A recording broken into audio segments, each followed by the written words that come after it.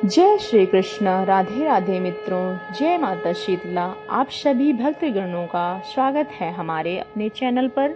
इस वर्ष 2026 को किस दिन हम बासड़े की पूजा कर रहे हैं, यानी कि कुछ लोग बसरा कहते हैं और कुछ लोग इसे शीतला पूजन के रूप में कहते हैं।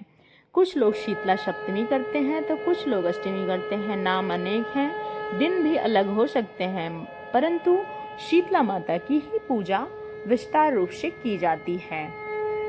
बसोड़ा क्या होता है और कई जगह पे माता शीतला का ही पूजन किया जाता है। यह पूजन क्यों आवश्यक है?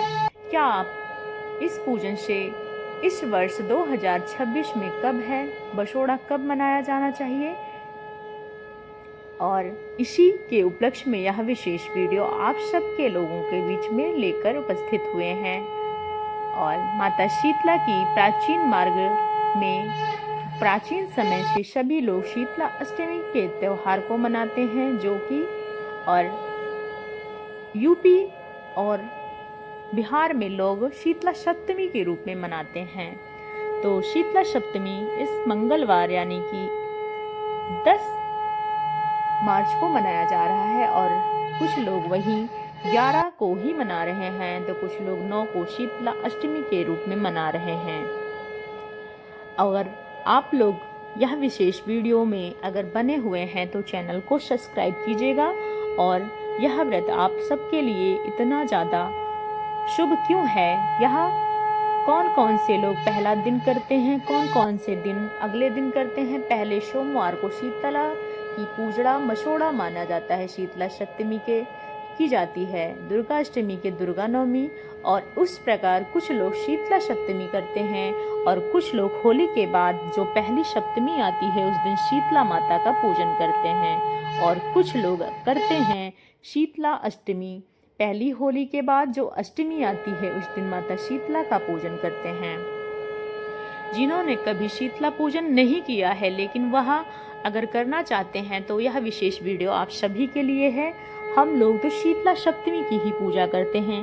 शीतला सप्तमी करो या शीतला अष्टमी करो, सब प्रकार की सभी अष्टमी या सप्तमी शास्त्रों में कहा गया है जो भी भक्त श्रद्धा और ध्यान के साथ इन कथाओं को श्रवण करता है, यह उनके जीवन से रोग कष्ट और संकट दूर होते हैं। इसलिए माता शीतला का अष्टमी व्रत करो या शीतला सप्तमी करो, बात एक ही है कि उस रूप में आपको शीतला माता की ही पूजा की जाती है।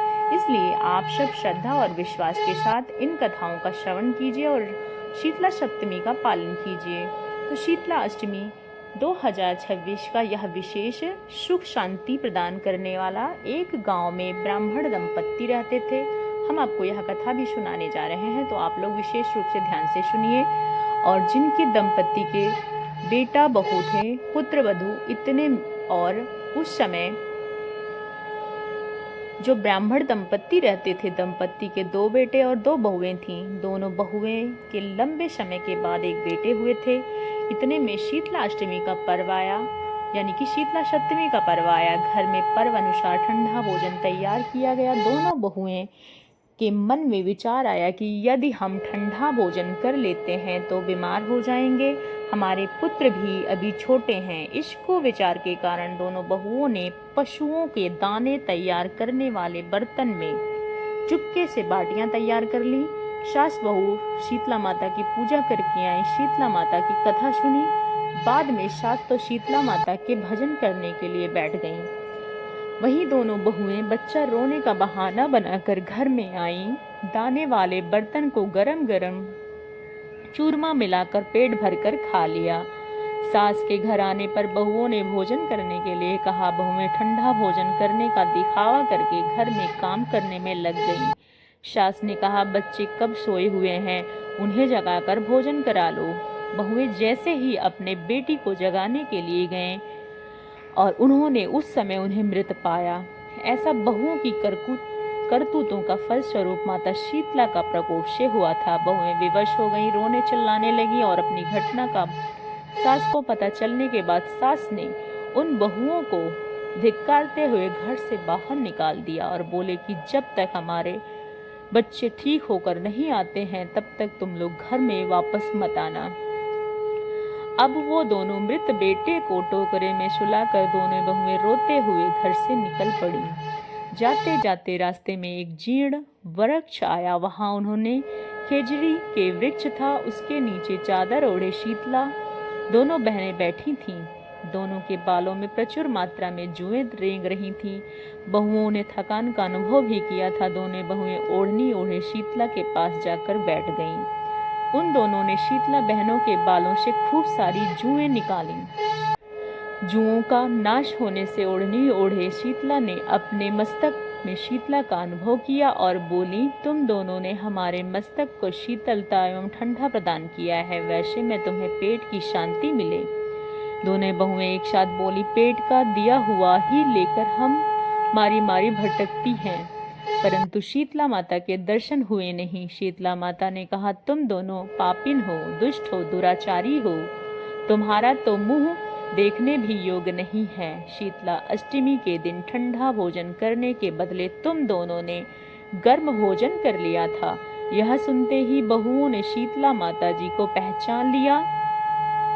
देवरानी जेठानी ने दोनों बहुओं का वंदन किया। गिड़गिड़ाते हुए बोली, हम तो भली भांति अनजाने में गर्म खा लिए थे, इसके प्रभाव से हम जानते हैं। अब आप हमें क्षमा करें माता, हमारे दुष्फल को माफ करें और हम पश्चाताप के अग्नि में जल रहे हैं। माता प्रसन्न हुई। शीतला माता ने मृतक बालक को पुनः से जीवित किया। बहुओं ने तब बच्चे के साथ आनंद पूर्वक गांव लौट आई और गांव में आते ही दोनों बहुओं ने शीतला माता को साक्षात दर्शन हुए थे। दोनों ने धूमधाम से स्वागत करके गांव में प्रवेश करवाया गया।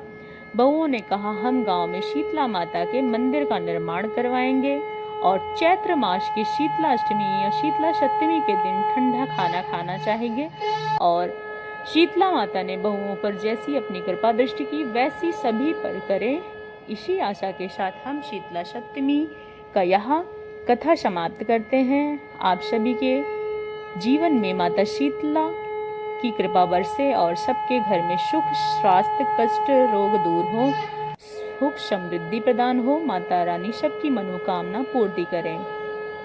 इसी आशा के साथ हम कथा को समाप्त करते हैं और यह शीतला अष्टमी का व्रत और शीतला सप्तमी का व्रत पालन करेंगे।